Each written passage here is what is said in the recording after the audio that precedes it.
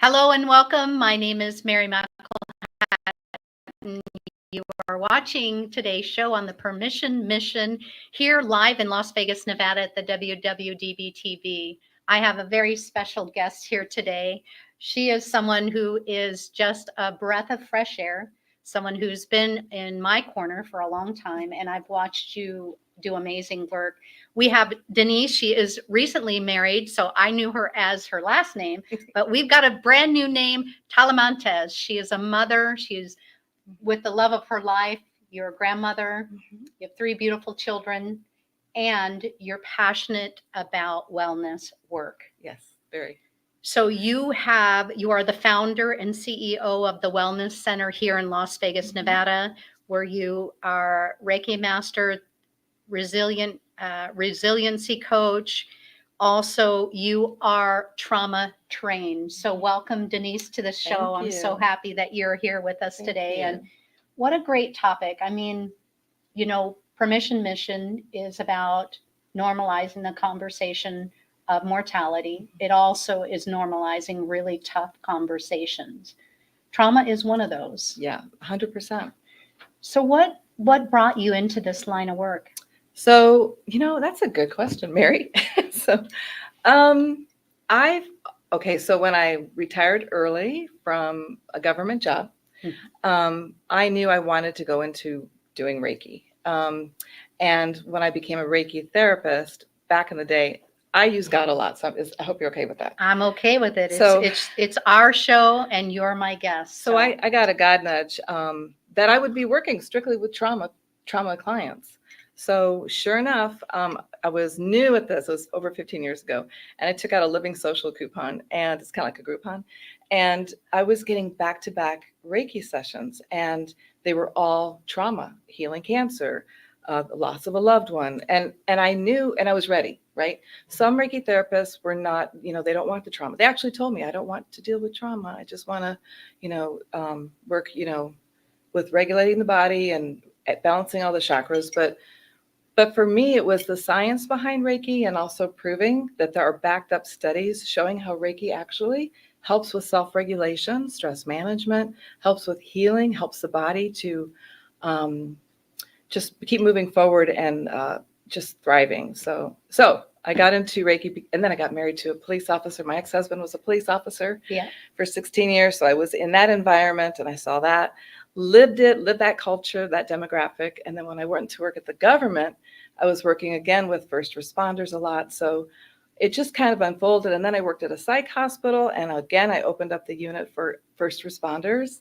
So it's all God. Like every part of my journey has been with tapping into first responders, but also tapping into frontline healthcare workers, because then we had the shooting, the 1 October shooting. Sure. And I was working at the psych hospital then, and I actually got to use this form of Reiki in outpatient services on firefighters and people who were actually involved in the 1 October shooting. And then, so it's just been scaling. And then, of course, the pandemic came.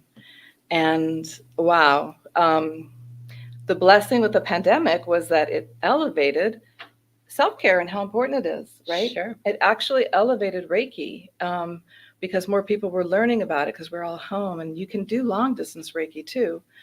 So, but I decided I had extra money in my account, and I kept getting that God nudge. Open up the wellness center. Now, pause.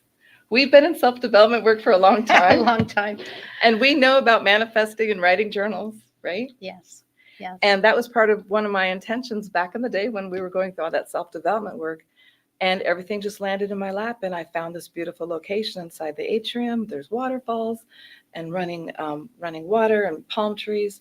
It's very zen. And when you walk into our office, it's very calm and beautiful and quiet. And so then we became an essential business during the pandemic. And we were able to help with first responders and frontline healthcare workers. What people don't realize, can I keep talking? I'm talking so much. Yes, no, I'm thankful that you're, number one, doing what you do. Thank you. Number two is that I think trauma is, one of those things that, do you think that everybody will eventually have some form Oh, girl, of trauma? we have trauma when we can't put on our size 12 jeans anymore. Like there's trauma everywhere, right? It is Right? trauma. Well, going through change of life is very There's so traumatic. many It's, things, yes. you know, And that's the thing. What I love about what you're doing, and I'm so grateful for the work you're doing, is because it does allow for courageous conversations and just to deal with it. Like this is life. I love what you're doing. Live your life like it's your last day, because we don't know when we're going to be called home. Yeah. And we're all walking each other home. So that puts in like our behaviors, like put yourself in check. Like, are you being the best version of yourself, you know? But yeah, trauma comes in the form of, well, let's see, my clients comes in the form of losing a child or losing a job or getting divorced. Even that's trauma. Yeah. I deal with high-end trauma too. So it was the nurses who had to use their cell phone when their loved one was when a loved one was dying. They couldn't talk to him because of the pandemic. There was so much fear back then. Remember how it was back then? Yeah. We had to wash our bananas because we weren't even sure if we were bringing the bananas being contagious. And then these poor nurses and respiratory therapists and just stuck with, use my phone. And now they're linked to doing hospice work. And it was back-to-back code blues for these guys and women. And yeah, so we also started a frontline healthcare support group with helping to diffuse some of these people who worked in those trauma situations. So, yeah. And so the Reiki, am I saying it? Reiki, yeah, it's like Reiki. Ray, sunshine, Ray, and then Ki. Reiki, okay. And so obviously you've gone through a lot of training with that. And is it like, if someone was to do like one session with you, what is the outcome from that? Is it it's just amazing. the calmness and the peaceness, yeah, that's such a good question. So it's so Reiki is backed by science now. So, and which I love, because when I started 15 years ago, it was starting to come up, the studies. The studies are out there now. I combined Reiki therapy with heart math. And heart math is the science behind the heart connecting, being coherent with the brain. And a lot of people are learning now, there's so many studies, but they're learning that there's actually brain cells, that the same brain cells that are in the heart they're the same. So when we're going, Wow. so when we're going through trauma, right, our nervous system, we activate the sympathetic nervous system. The sympathetic nervous system is that those fight, flight, freeze, fawn trauma responses that we all have. Yeah. Mine is flight. So when you get angry, what do you do? Or not when you get angry, when you get scared, or when I get scared, or out of alignment, or like it's too much. Yeah. What do you do? Well, I'll just kind of relate it to when the pandemic happened and the shutdown. I remember going home after a very, very long day and afraid of getting out of my car, afraid of taking something into my family, into my husband, into my children, and just, like stripping in the garage, to be honest, and then darting to the shower. It was just like a fear of the unknown, the fear of. So I would say that I'm flight as well. Like I'm just going to react instead of, that's how it was for quite a while. Yeah. And then I was just kind of like, I'm not going to live like this anymore. Exactly. I will fear nothing. I will fear nothing. Obviously, I talk about mortality like every day. I am not going to let anything hold me back from living, again, the best life that we have, the chance we have, especially, those who have gone through such traumatic things. I just don't think it's fair that they shouldn't be able to talk about it. They shouldn't be able to feel about it, or that it's some kind of taboo subject. Where I know for me at 14, losing my brother, that was a very traumatic situation, and I shut down. Yeah. I just shut down. I just felt like, well, I'm not going to love anybody, or I'm not going to let anybody get close to me, because if this is what it feels like, I want no part of it. Right. Now, at 14 years old, of course, I couldn't process that, and not having any tools or techniques to figure out how to navigate past all that. I just am so passionate about making sure that we do have these kind of tools. So I'm excited that you share and do what you do, Denise, because there's so many people. I mean, I know even people that I work with how do they deal? How, how do they release the everyday trauma of, I don't When they're care. impacted. I don't care who you are. Right. When you have somebody in front of you going through some real hard, tough, emotional stuff, we're all connected. So there's a couple things that's super cool. So when the sympathetic nervous system is activated, right, when we're in that trauma response, the whole goal is to have the wellness tool to shift and pivot to activate the parasympathetic nervous system, which is the calm. So, and then when we're in the sympathetic nervous system, we're so heightened and our whole system is so jacked up. We can't even burp. We can't digest food because the body is ready to take care of you, to protect you by being in that state. When we activate the parasympathetic nervous system, that's when we do, okay, everything, I'm okay, I'm safe, do the breathing. I love doing the self-regulation, holding your heart chakra, your heart center. When we hold our heart for 20 seconds or more, it's so easy. The brain automatically downloads into the blood system all the feel-good hormones, oxytocin, melatonin, endorphins that calm you down. So that's the first way to shift and pivot when you're all activated, right? So we calm It's just ourselves to hold down. your heart. Yes, it's backed by science. People are doing workouts I in know. gyms trying to get that kind of, But it's so you know what I easy, mean? But it's yes. just holding your heart I taught and this saying, during the pandemic to "Oh kids and my teachers. gosh." Yes. So and even foster care kids when I was helping that demographic, just holding your heart for 20 seconds or more, and then I like to expand a little bit more. So that's the sweet spot. So let's keep going. So now let's reactivate and change the neuroscience of the brain. Those old programs, those old beliefs. I am safe, and you say your I am statement. So you say, I am safe. I'm courageous. I am healthy. I am healed. I am a money magnet. I'm making a difference. I'm living my purpose. Like whatever those I am statements are, and just hold that space. And I love doing it with my clients before the session because I have a lot of high energy. I don't know if you could tell. No, Denise, you don't have a lot.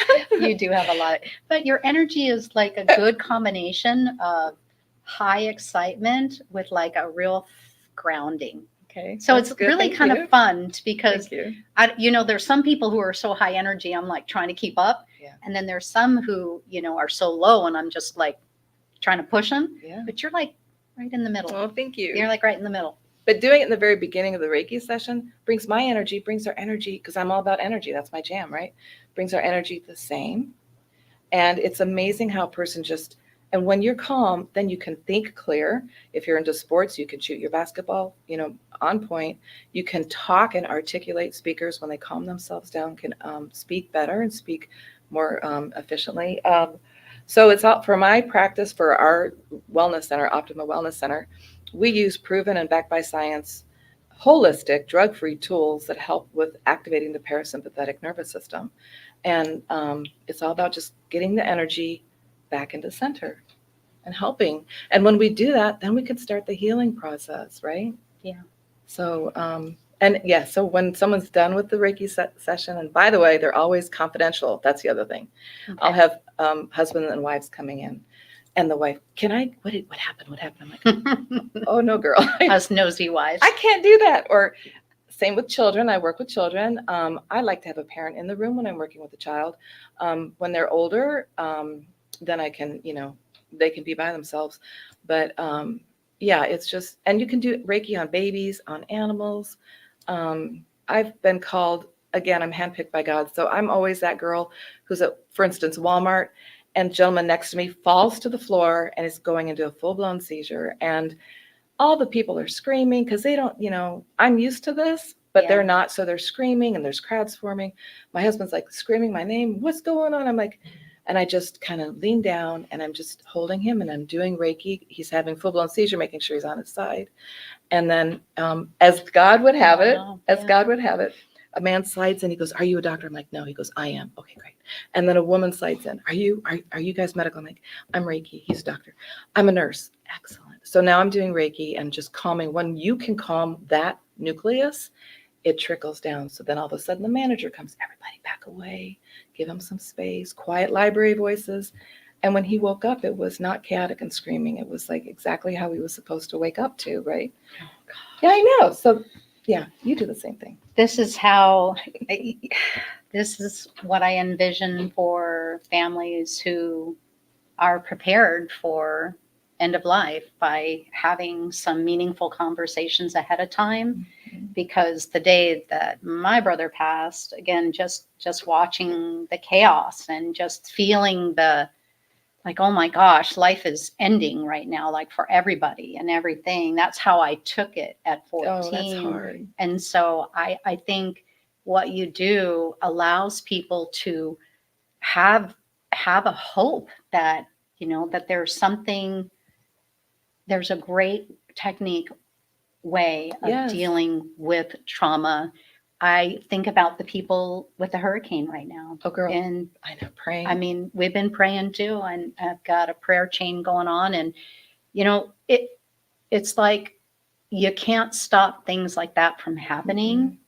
However, we can pull together to make sure that the people who are going through what they're going through has some solutions to live. Yeah. And not feel like there's nothing left, and then not living in a silent world. Because you don't have the control. Like, what can I do? What can I do? Now, if you're in that area, you can do things, right? Remember when we were impacted by 1 October, the blood drives, the water, the food, and we just, community came together so beautifully. When things happen and we're impacted and we don't have the control, prayer, I'm telling you, and it's backed now by science, prayer, positive thoughts, long distance Reiki, they feel it. If you're putting together a care package, put a prayer into that the care package and then send it off. Like, energy follows energy. So yeah, so that's what we do. We just hold that space, you know. Category 3, the Milton who came in, that hurricane, when Milton was rolling in, man, the prayers, like, God, please don't let this be a Category 5 hitting, you know, Florida. And now it did hurt. It hurt, but it wasn't a Category 5. And I just can't help but think and hope that maybe all the prayer and like kind of pulled it back a little bit. That's how I'm going to think it. Because I can relate to, so whenever I heard a fire truck or police, you know, responding, going 100 miles down the road, my first instinct was always, oh my gosh, somebody's hurt. Now my instinct is good energy, like, oh, Yeah. someone's going to have a baby. Oh, somebody, you know, they are going to see some, it's a good image instead of going to the Yes. absolute worst. Because I think, I mean, I was kind of trained to go to the absolute worst case scenario. 100%. And I think a lot of people can relate to that, right? You hear news and it's the worst of the worst, yet it's bad, but maybe it's not as bad as what kind of energy we put on it. And it's so true, the energy you put on things. So I love that you said that, because I've been sharing that with a lot of my clients. So old Denise would be, oh my God, there's a 15-year-old girl. She's walking at night. She's just looking at her cell phone. Her face is lit up. She's so cute. Someone's going to take her. Now when I see her, I'm like, you silly kid, no situational awareness. Thank you, God. Angels protecting her in a bubble. She's home now. She's having dinner. Like, putting that energy out there is way more effective. Plus, it's good for us.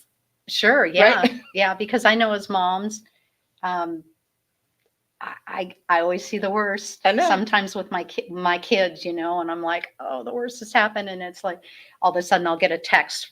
They're like, hey, Mom, I'm like 2 minutes down the road. And I'm like, oh, do you want to hear a funny story? Thank you. Everything's okay. Here's a funny story. So my son was a good boy when he was growing up, right? But I woke up in the middle of the night. I just sat up. I was so angry. I'm like, Patrick. So I'm texting Patrick. Patrick, whatever you're doing, wherever you are, do not leave. You better take care of yourself. You better not be drinking. You better not, da, da, da. I just went, blah. And then I put the phone down and I said a prayer and I went back to bed. And he called me the next day. You freaked me out. I said, what? He goes, literally, I was drunk at a party. I was getting ready to walk out the door. I knew I shouldn't be driving, but I didn't know what to do. I saw your text message. And he said, Mom, I put my phone in my pocket. I turned around to the lady who owned the house and said, I'm just going to crash here. And she goes, you absolutely can. Good. Isn't that a crazy story? No, that's perfect, though. I'm glad that he read it and saw that he made a better decision, because, you know, sometimes all it takes is just that one time, you know, that we just make a different decision and then pay some very big prices for it later. So why is it important to deal with trauma? Because trauma causes disease in the body. Trauma will keep showing up. If we don't deal with the trauma, it turns into drinking. Oh, I'll just have a drink. I just need another drink, or I just need, I need something to help me get through this, to numb me. I don't want to think about it. I want to just be numb. That is not the place to be. Process the trauma, learn your skills, reach out. Golly, saying I need help is the first step to healing. Mhm. Say I need help. Go to somebody, go to your mom, a priest, go to a friend, and hopefully, God willing, and with everything that's going on now with so many wellness tools, you'll be plugged into a good resource to help you. But trauma has to be dealt with. It turns into anger. It turns into withdrawing. It turns into not trusting and not falling in love and not living your best life. Like, there's so many things that trauma can do. And trauma has to be faced. You can't walk around it. No. You got to walk through it.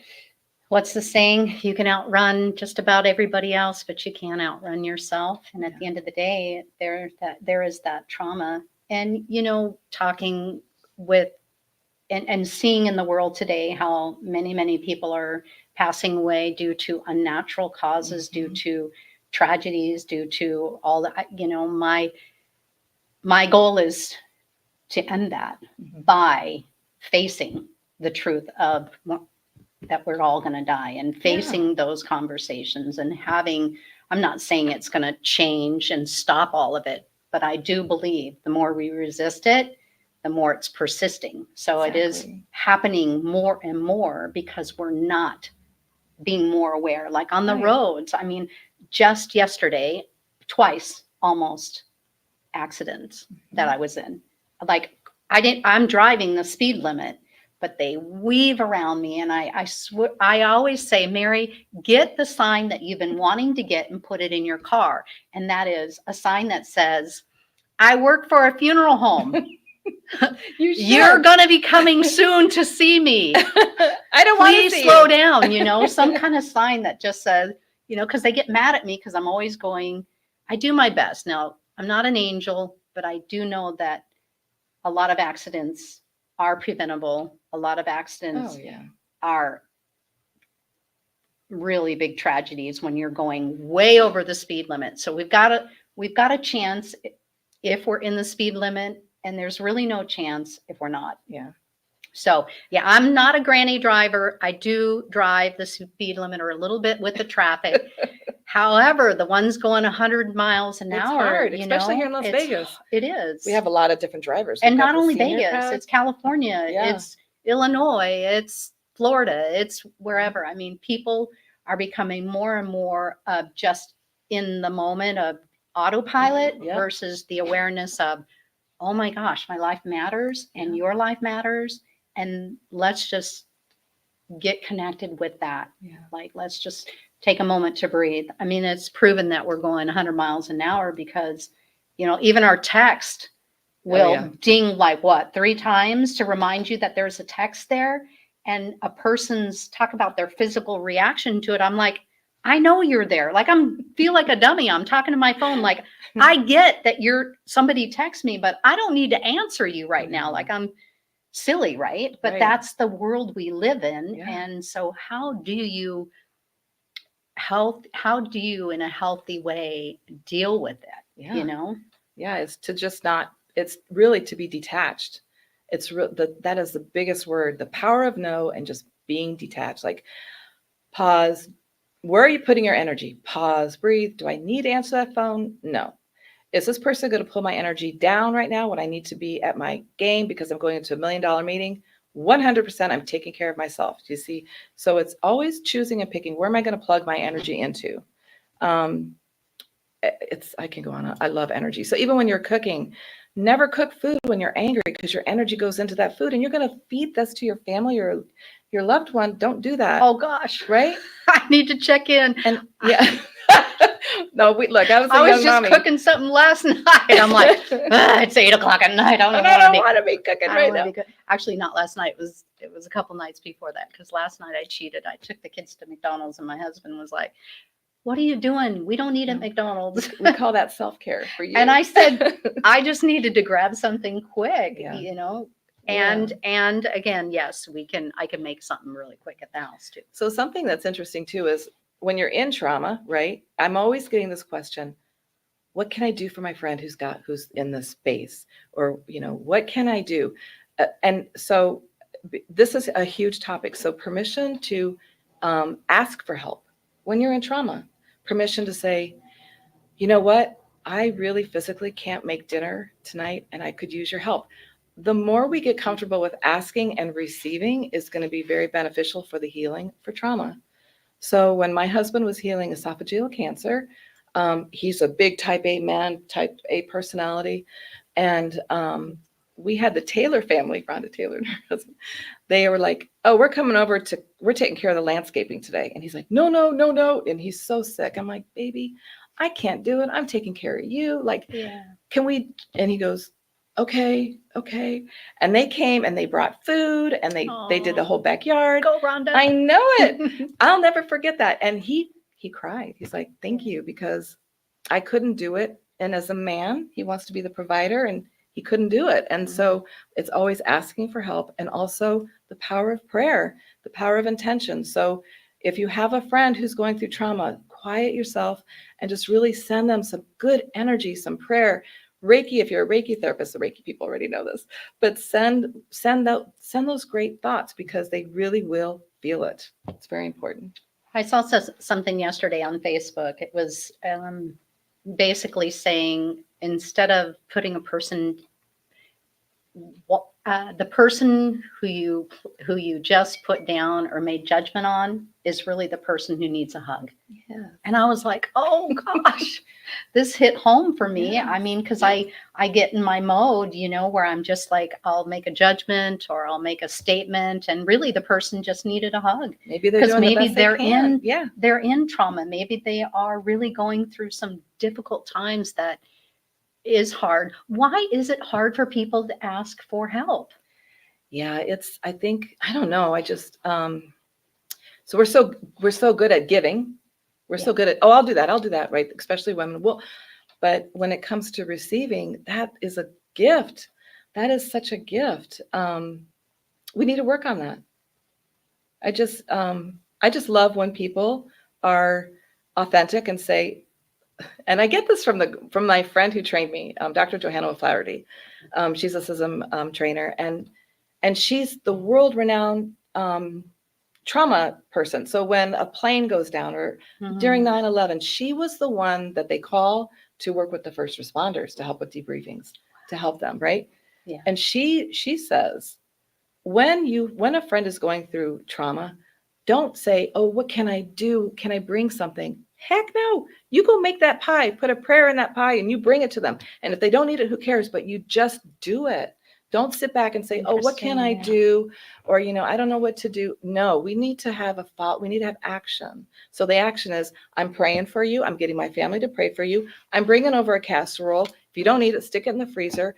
I could come over and do your laundry. I could come over and I can take care of your pets. I'll take your kids to school. Like, we have to just work community, and we need to lean on each other more. So, and just be boldly and proudly okay with it. Exactly. I don't think anybody's going to be mad if somebody's showing up with a pie. Right. I would be very happy.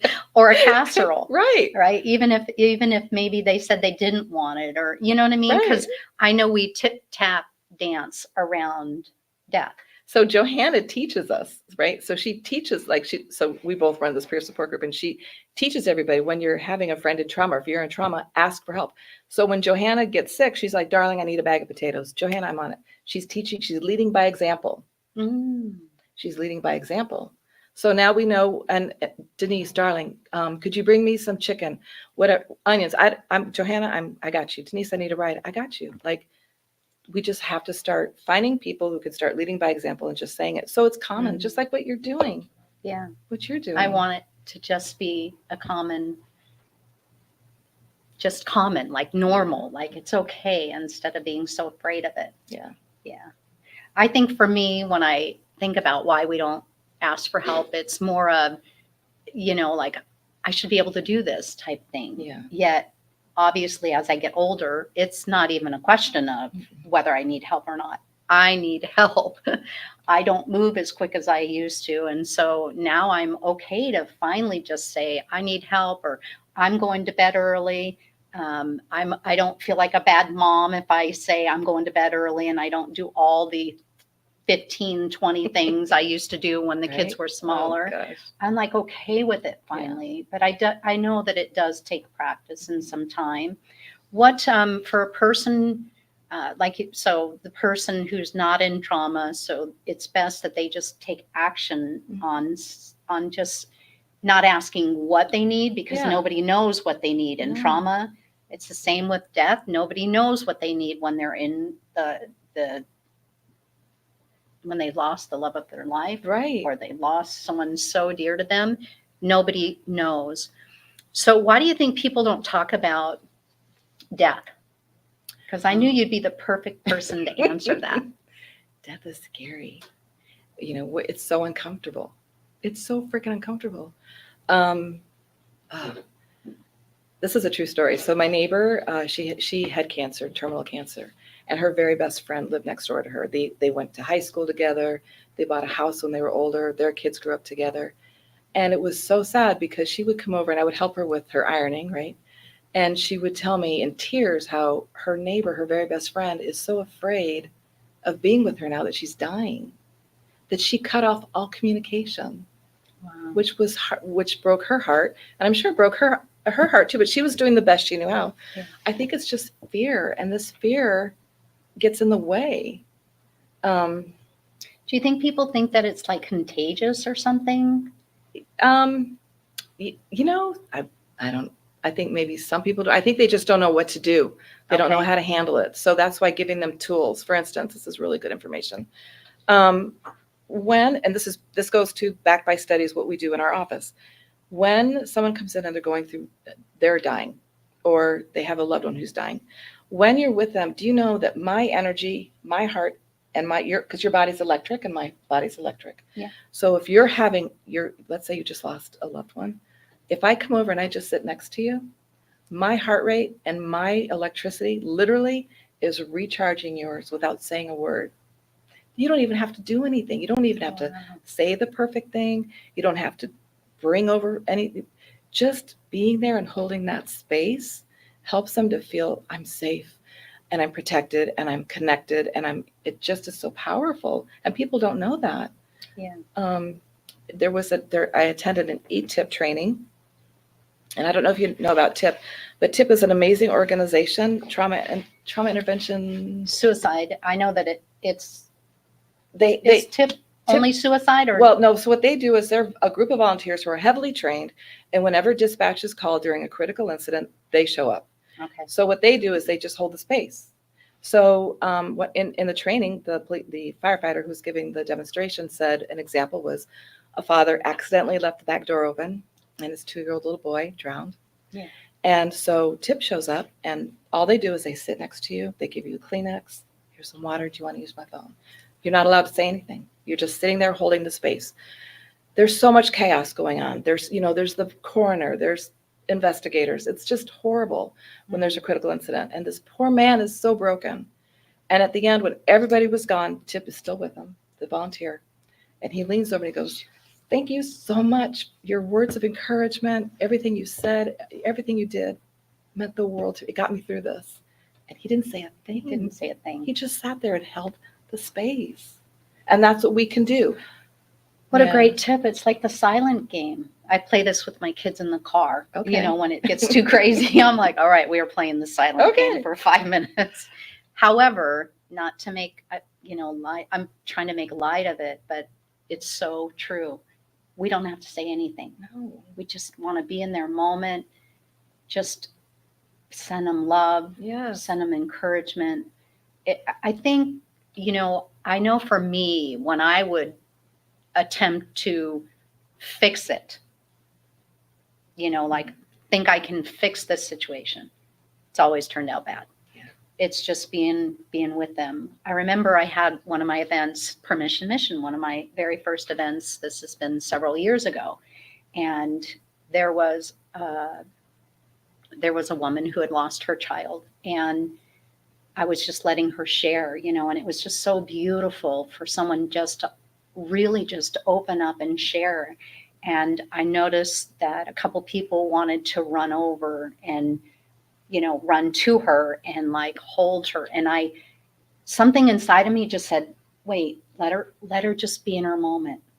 Let her just, Testify. because I know we tend to, when it gets uncomfortable for us, then we want to do something to fix it versus just let her like feel it all. Just let it out, let it go, because that way that it's helping her. We don't need the help in this moment. Right. It's the person. It's the first step again to healing is talking about it. It's letting it out. You did the right thing. But I felt so bad because I was like, your intuition. wait, I don't want you to feel bad that I asked you not to hug them, and they understood, but it was weird because I felt like I was going against what I should do. Yeah. And that's what all this is, Yeah. the death thing. Like, Yeah. don't talk about it. You're going to get in trouble. You're going to say it wrong. And that's what I love about this show every week. Denise, we actually come on the show every single week and we practice. It's good. We're practicing. We have to normalize it. To normalize it, practice to bring it into our homes. We are going to take a quick commercial so that we can capture our, catch our breath. And please stay tuned at the WWDBTV. Permission Mission will be back after the commercial. Hi, my name is Edgar Alejandro. I'm the co-founder of Rising Again Productions. So we've been here in Vegas producing films for the past couple of years, and we've seen our fair share of studios. We've worked in our fair share of studios, and to be honest, WWDBTV has been our favorite by far. John is so welcoming. The space is wonderful. It's perfect for what we need. We've had rehearsals here. We've had callbacks here. We've had table reads here. So if you're a Vegas creative, or really just a creative coming into Vegas, definitely check out this space. Chat with John. I think you'll find that this studio has everything that you'll need as well.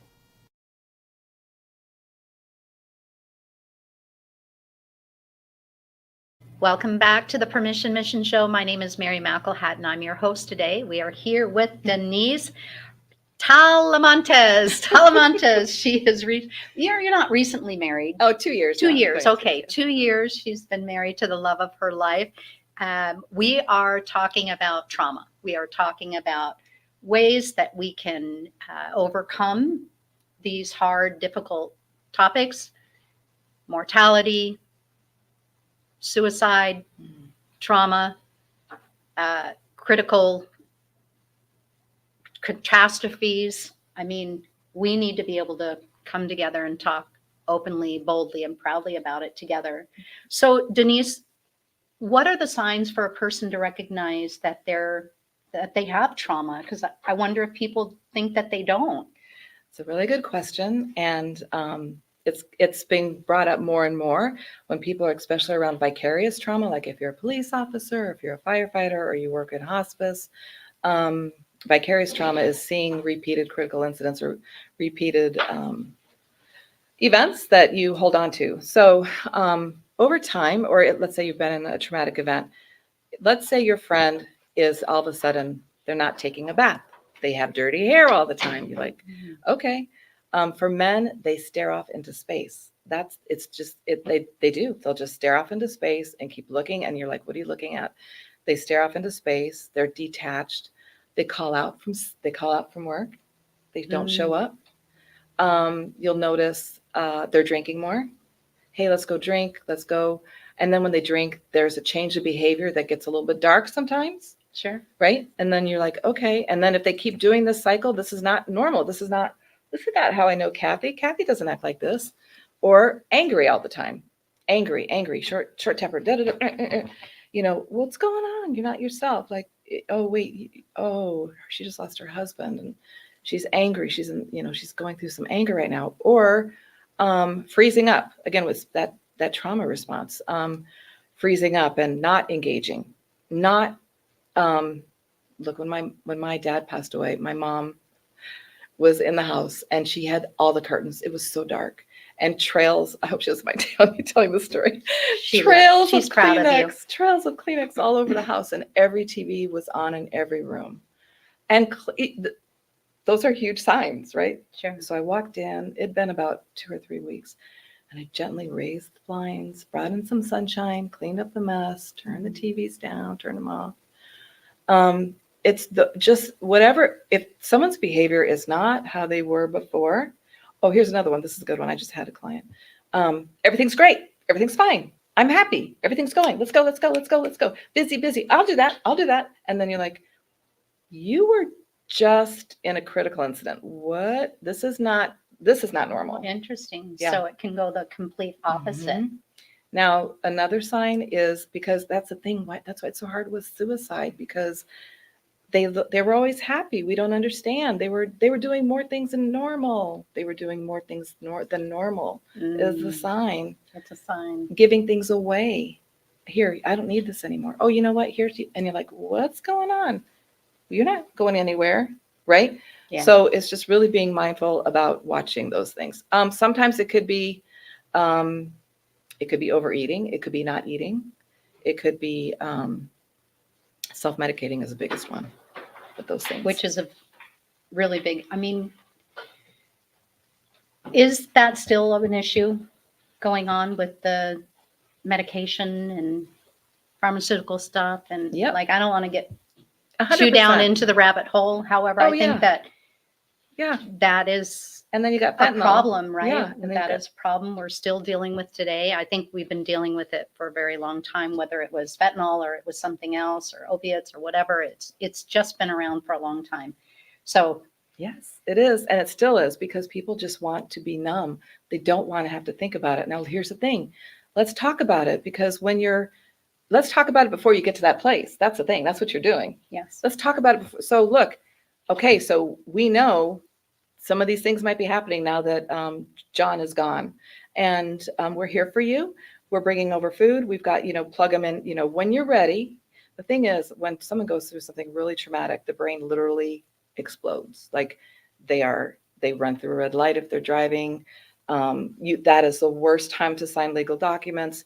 They are so out of body experience. It's so horrible because their trauma is so bad.